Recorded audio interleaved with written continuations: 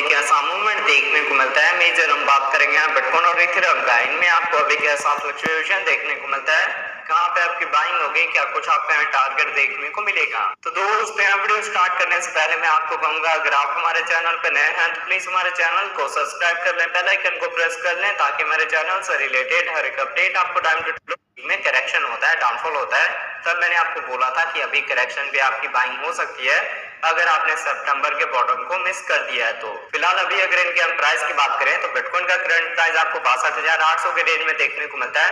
2.4% का upside movement है। Ethereum आपको 2,452 के रेंज में देखने को मिलता है। सिनेरियो बताया था ना, एज इट इज आपको यहाँ मूवमेंट देखने को मिलेगा। हायर हाई हायर लो के साथ मार्केट में अब रिकवरी होगी। जब तक मार्केट में वॉल्यूम लो है तब तक चांसेस है कि अगेन आपको 62,000 का बॉटम मिल सकता है, जहां पे आपकी बाइंग हो जाएगी। देखिए ये जो आप हॉरिजॉन्टल जोन देख रहे हैं ना, ये बाइंग के एंगल से है। अगर आपको फर्स्ट एंट्री लेनी हो तो ये इंपॉर्टेंट जोन है, और उसके बाद से आपकी जो सेकंड बाइंग है वो 50 से लेके 52 के रेंज में हो सकती है, 55 के रेंज में हो सकती है। हमेशा जो सेकंड बाइंग का जोन होता है वो आपको सडनली डाउनफॉल के साथ या पैनिक सेलिंग के वजह से मिलता है। अगर आप सोच रहे हैं कि दोनों बार हम अपना कैपिटल इसमें इन्वेस्ट करेंगे, स्टक करेंगे, तो ऐसा नहीं होता है। आपको अगर ये आपका ओपिनियन है तो आपको थोड़ा सीखना पड़ेगा ट्रेडिंग के बारे में। अब अगर इसके साथ इसके हम डेली टाइम इंटरवल की बात करें तो देखिए डेली के अकॉर्डिंग मैंने आपको बताया था कि ये हमारा हॉरिजॉन्टल सपोर्ट है 60,000 से लेके 62,000 का। अगर इसके ऊपर हमारी डेली क्लोजिंग होती है और इसको एज ए सपोर्ट हम यूज करते हैं तो मार्केट में रिकवरी होगी, और बिटकॉइन का जो प्राइस है वो अपने प्रीवियस चैनल को रिस्पेक्ट करेगा, जिसका रेजिस्टेंस है 72,000 का, सपोर्ट है 62,000 का। जब हम अपने सपोर्ट के पास जाएंगे तो रिकवरी होगी, रेजिस्टेंस के पास जाएंगे तो डाउनफॉल होगा। जब तक हम अपने इस रेजिस्टेंस का ब्रेकआउट नहीं देते या फिर सपोर्ट का ब्रेकडाउन नहीं देते, तब तक हम अपने सपोर्ट अपने रेजिस्टेंस को ही रिस्पेक्ट करेंगे।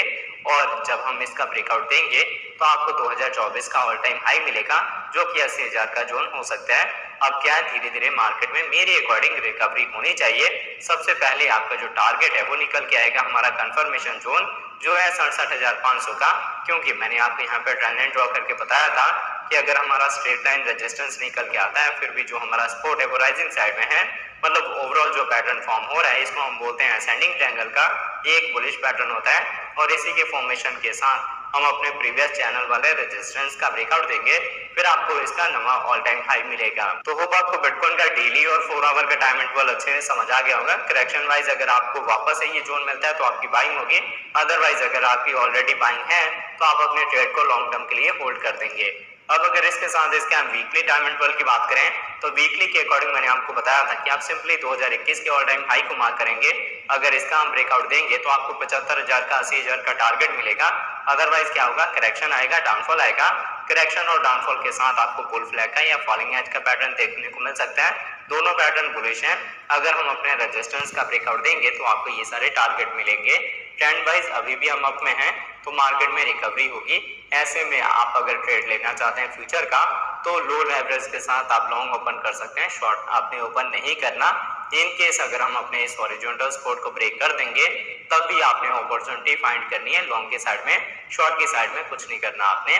अब अगर हम इथेरियम की बात करें तो अब देख सकते हैं इथेरियम का हमने डेली टाइम इंटरवल लिया हुआ है। डेली के अकॉर्डिंग मैंने आपको बताया था कि ये 2800 का जोन काफी इंपॉर्टेंट है। अगर इसका हम ब्रेकआउट देते हैं तो आपको 3200 का 3400 का टारगेट मिलेगा।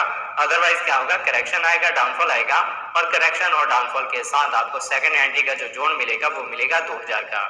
अब अगर आपने पहले यहाँ पे अपनी बाइंग करी हुई है तो आपको अभी कोई भी बाइंग करने की कोई जरूरत नहीं है। और इन केस अगर आपके पास बिल्कुल भी इथेरियम नहीं है तो करंट प्राइस पे भी आप इथेरियम को बाय कर सकते हैं। यहाँ पे आपकी फर्स्ट बाइंग होगी, यहाँ पे आपकी सेकंड बाइंग होगी। बाकी फिलहाल अभी इथेरियम 200 EMA के नीचे है तो मार्केट में करेक्शन आ सकता है, डाउनफॉल आ सकता है, पर आपने बाइंग ही करनी है। ऐसे में आपने अपने कॉइन को सेल करके और प्रॉफिट बुकिंग का नहीं सोचना, क्योंकि जब भी हमने बाय करा है ना बिटकॉइन और इथेरियम को, हमारा टारगेट मिनिमम 2x का रहा है, और वो टारगेट हमें मिलेगा जाके 2025 में। तो आपको एटलीस्ट 2025 तक अपनी परचेज को होल्ड करना चाहिए। तो होप आपको ये सारे जो भी मैंने आपको अपडेट बताए हैं वो क्लियर हो गए होंगे, समझ आ गया होगा। अगर कुछ नहीं समझ आता है, कुछ डाउट होता है तो आप नीचे कमेंट करके पूछ सकते हैं। अभी भी मैं ट्रैवलिंग में हूँ, इस वजह से आपको थोड़ा सा इको सुनने को मिल रही होगी, क्योंकि ये पूरा रूम खाली है। पर जैसे ही मैं अपने स्टूडियो में वापस पहुंचूंगा तो आप लोगों को रेगुलर बेसिस अपडेट मिलते रहेंगे। आपको अगर हमारे वीडियोस अच्छे लगते हैं प्लीज वीडियोस को लाइक कर कीजिए, शेयर कीजिए अपने दोस्तों के साथ। मिलते हैं उसकी न्यू वीडियो के साथ, तब तक के लिए जय हिंद जय भारत।